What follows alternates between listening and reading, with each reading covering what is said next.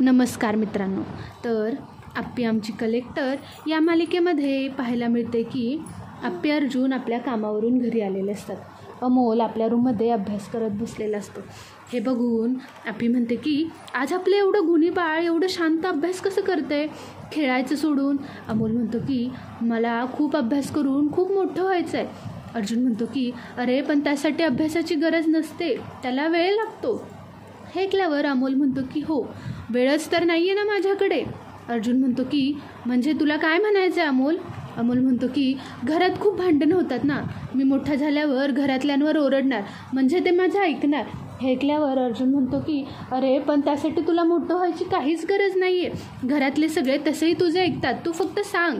हे ऐकल्यावर अमोल म्हणतो की सगळे माझं ऐकणार खरं. अर्जुन म्हणतो हो, तू फक्त सांगून तर बघ. तेव्हा अमोल म्हणतो की बरं ठीक आहे, मग आता तुम्ही माझ्यासाठी डान्स करा. अर्जुन म्हणतो की अरे हे काय नवीन, पण आप्पीला आणि अर्जुनला दोघांनासुद्धा माहीत आहे की आता हा आपल्याला डान्स केल्याशिवाय सुट्टी देत नाही. त्यामुळे ते दोघंसुद्धा डान्स करण्यासाठी तयार होतात.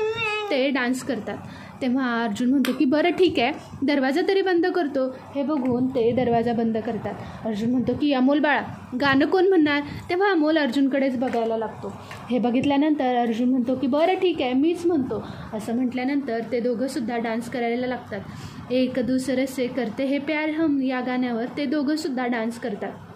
अमोल खूप मज्जा घेतो. सगळं डान्स झाल्यानंतर ते दोघंसुद्धा फ्रेश व्हायला जातात. अमोल बाहेर येतो. तेव्हा दिप्या बापूंशी बोलत असतो की बापू म्हणतात की काय रे, रुपालीला फार काही बोलला नाहीस ना.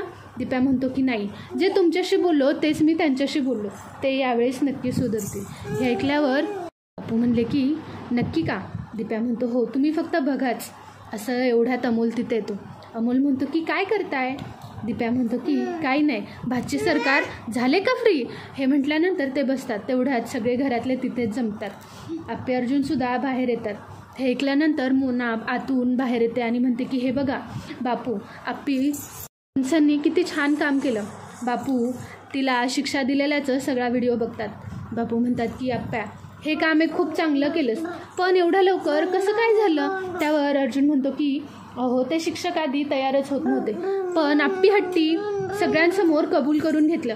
तेव्हा आज माहीत झालं की अजून मुलींसोबत सुद्धा असाच अत्याचार झाला आहे. त्यामुळे आप्पीने पहिल्यांदाच तिला जेलची शिक्षा सुनावली आणि त्याची डायरेक्ट रवानगी जेलमध्येच झाली. हे ऐकल्यानंतर सगळेजण खूप खुश होतात. दिप्या म्हणतो की दिदे, आज मला तुझा खरंच खूप अभिमान वाटतो. हे ऐकल्यानंतर तेवढ्यात रुपाली तिथे येते.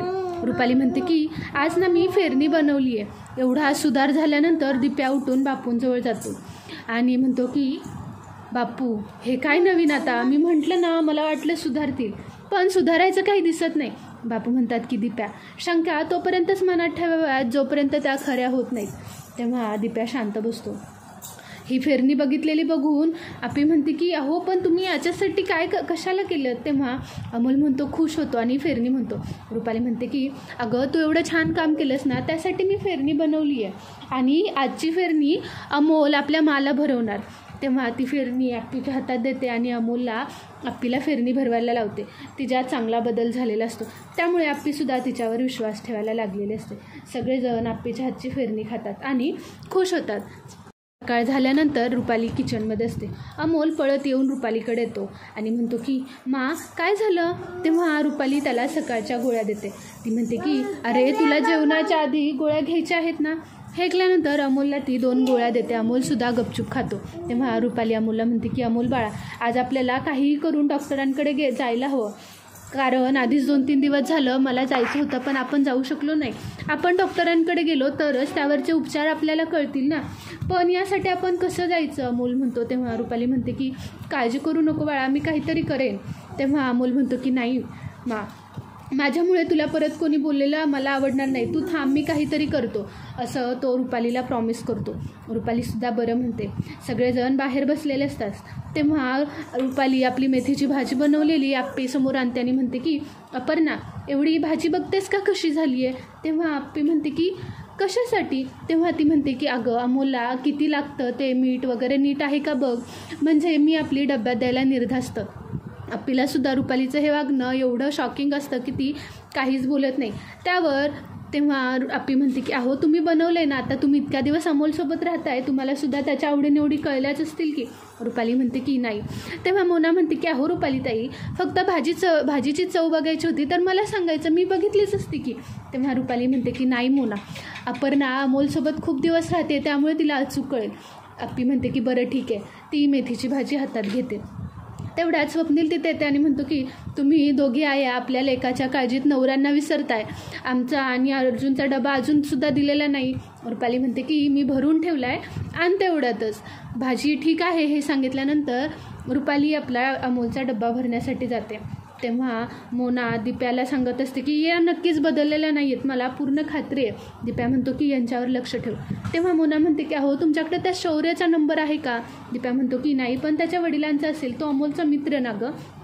तेव्हा मोना म्हणते की हो, कसं आहे ना, यावेळेस जर रुपालीताईंनी अमोलला शाळेत जाण्याच्या नादाने दुसरीकडे नेलं तर आपल्याला कळेल, आपण डायरेक्ट शौर्याला फोन करून विचारू शकतो ना की तो वेळ शाळेत पोचलाय की नाही. दिप्या म्हणतो की चांगली आयडिया, थांब मी आत्ता शोधून काढतो.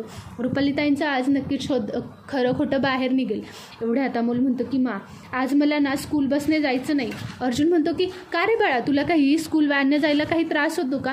तेव्हा अमोल म्हणतो की नाही, पण मला आज रिक्षाने जायची खूप इच्छा होती.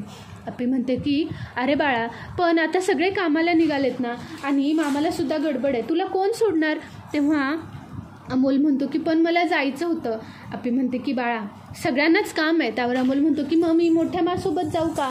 हे ऐकल्यानंतर दिप्या म्हणतो की नाही नाही, मी तुला सोडतो. तेवढ्यात रुपालीसुद्धा तिथेच येते. तेव्हा दिप्या म्हणतो की मी तुला सोडतो. हे ऐकल्यानंतर आप्पी म्हणते की अरे पण तुला आत्ता गडबड होती ना, मग आता काय झालं. दिप्या म्हणतो की ते माझं मी मॅनेज करेन, पण मी सोडेन अमोलला. हे ऐकल्यानंतर आप्पी म्हणते की नाही नाही, रुपालीताई सोडतील. रुपालीताई, अमोललाच तुम्ही रिक्षाने जाचाल का सोडायला, कारण आम्हा सगळ्यांना सुद्धा काम आहे. रुपाली म्हणते की हो, तसं माझी घरातली सगळी कामं झालीत, मी सोडेन, तू काळजी नको करूस. हे ऐकल्यानंतर आप्पी ठीक आहे म्हणते आणि दिप्यासुद्धा कामाला जायला निघतो. रुपाली आपली अमोलचा बॅग भरते, डब्बा भरते आणि घेऊन चल बाळा म्हणून निघून पुढे जाते. इकडे दिप्याला काहीतरी गडबड आहे असं वाटतं. तेव्हा मोना म्हणते की बघितलं, त्या इतक्या चांगल्या कशा वागायला लागल्या, मला ना नक्कीच काहीतरी गडबड आहे असं वाटतं. दिप्या म्हणतो की आज काही झालं तरी रुपालीताईंचं सगळं सत्य बाहेरच काढायचं, मी आता शांत बसणार नाही असं म्हणून ते दोघं पुढचं प्लॅनिंग करत असतात. इथेच आप्पी आमची कलेक्टरचा भाग संपतो. पुढे काय होतं हे पाहणंसुद्धा तेवढंच इंटरेस्टिंग राहणार आहे. तुम्हाला हा व्हिडिओ आवडला असेल तर प्लीज व्हिडिओला लाईक करायला, शेअर करायला आणि आपली चॅनलला सबस्क्राईब करायला विसरायचं नाही. थँक्यू.